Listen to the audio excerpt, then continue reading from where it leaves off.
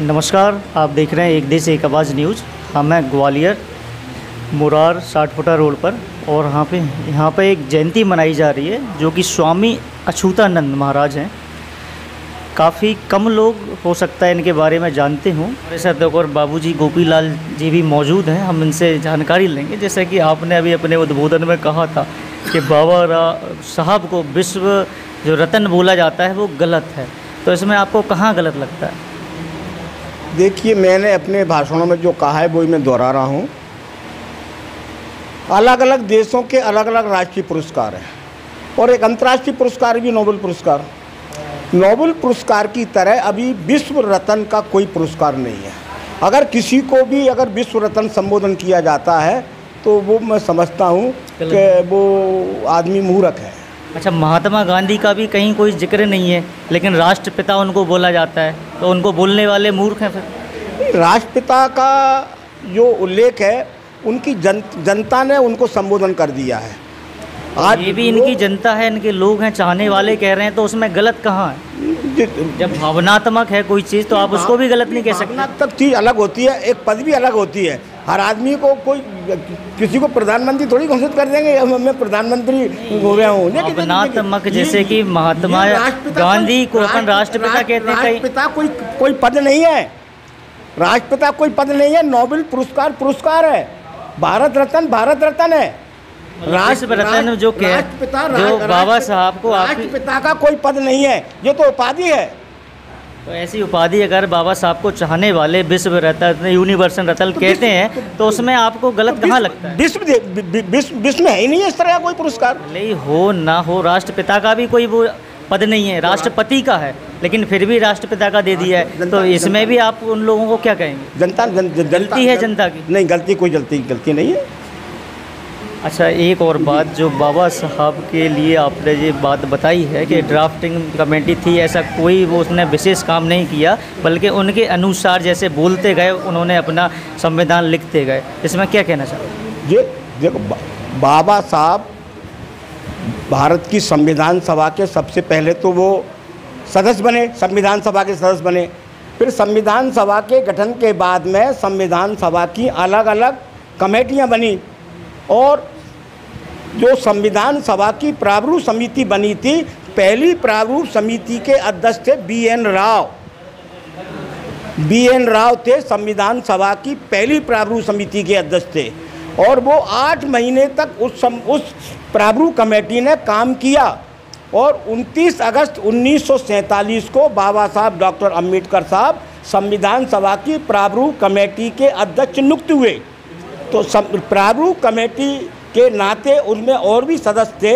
तो संविधान सभा की जो भी कमेटियां अलग अलग थीं, बाकायदा संवाद होता था। जैसा आज लोकसभा में, राज्यसभा में, विधानसभा में जो बहस होती है, उसी तरह संविधान सभा में बहस होती थी। बहस होने के बाद में ही जो निर्णय हो जाता था वो निर्णय लिखा जाता था। डॉक्टर बाबा साहब अम्बेडकर साहब ने वही लिखा है जो संविधान सभा की ने सर्वसम्मत से पास कर दिया। संविधान सभा में बाबा साहब के कोई विचार, खुद के विचार शामिल नहीं है। उन्होंने खुद मेहनत नहीं की थी लिखने में, जो लोगों ने जो बताया वो लिखा है। डॉक्टर अम्बेडकर साहब ने संविधान लिखा है। ये उन्होंने 2 सितंबर 1953 को राज्यसभा में क्लियर कर दिया है। अच्छा, जैसे कि स्वामी अछूतानंद जी जो हैं वो हिंदुत्व का काफ़ी ज्ञान रखते थे और उससे प्रेरित भी थे। तो ये लोग ऐसा मानते हैं कि बाबा साहब ने बौद्ध धर्म ग्रहण किया है, तो हम लोग भी बौद्ध धर्म करें। देखिए, भारत का संविधान बोलता हैगा जो बौद्ध धर्म है, जैन धर्म है, सिख धर्म है, ये हिंदू धर्म के अंग हैं। बौद्ध धर्म भी हिंदू धर्म से अलग नहीं है। जो बौद्ध धर्म विदेशों में चल रहे हैं वो भी हिंदू धर्म के अंग है ना, उसमें क्या मतलब है ना। मेरे भारत देश का जो संविधान की धारा 24 या 25 है वो ये बोलती है कि भारत का जो बौद्ध धर्म है, जैन धर्म है, सिख धर्म है, ये हिंदू धर्म के अंग है और जो हिंदू धर्म को आदेशित किया जाएगा वो बौद्ध धर्म पे भी लागू होगा, सिख धर्म पर भी लागू होगा। तो हिंदू राष्ट्र बनने में क्या परेशानी है भारत को? आप इसको हिंदू राष्ट्र क्यों नहीं मानते? आज भी हिंदू राष्ट्र कौन कह रहा है हिंदू राष्ट्र नहीं है? कौन कह रहा है हिंदू राष्ट्र नहीं है? आज हिंदू राष्ट्र है। आज बिल्कुल हिंदू राष्ट्र है। कौन बता दो ना, कौन है आज तक के इतिहास में प्रधानमंत्री हिंदू बना है, राष्ट्रपति हिंदू बना है? बन तो कोई भी सकता है, लेकिन संविधान में तो लोकतांत्रिक दोष लिखा है। संविधान, इस देश में सारे धर्म है। संविधान को बदलना चाहिए कि संविधान क्यों बदलना चाहिए? जब हिंदू राष्ट्र आप कह रहे हैं कि भाई है और बनाया जाएगा, हिंदू राष्ट्र में कमी क्या है मुझे बता दीजिए। आप विषय से बात बाहर कर रहे हैं, नहीं, मैं भी बात कर रहा हूँ इसलिए कि जब महापुरुष कोई चीज कह रहे हैं तो हम तो उसको फॉलो करेंगे ना। इस देश का मुख्यमंत्री, इस देश का राष्ट्रपति, इस देश का प्रधानमंत्री, इस देश के संसद, इस देश के विधायक, सारे के सारे 90% हिंदू हैं। और क्या चाहिए? लोग जो कई लोग, ठीक है, कई लोग जो दलित लोग हैं वो लोग बौद्ध धर्म अपना रहे हैं, उनके लिए क्या कहना चाहते हैं? देखिए, बौद्ध धर्म वो अपना रहे हैं, वो अपने विवेक से नहीं अपना रहे, वो कहीं ना कहीं बाबा साहब ने ही बौद्ध धर्म, बाबा साहब ने हिंदू धर्म छोड़ने का ऐलान 1930 या 32 में किया था। उनको इतने दिन लग गए थे धर्म परिवर्तन करने के लिए। उन्होंने सही किया कि गलत किया? जो तो निर्णय वो बताएंगे उन्होंने सही गलत किया।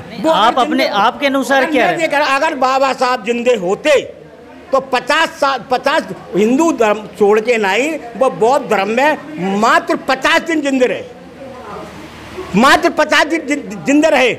और अगर वो जिंदे होते तो निश्चित कहते कि मेरी बहुत बड़ी भूल थी कि मैंने धर्म परिवर्तन किया। वो कहते, वो जब ठीक है नहीं है तो अभी तो कुछ कह नहीं सकते, लेकिन उनके अनुयायी तो बौद्ध धर्म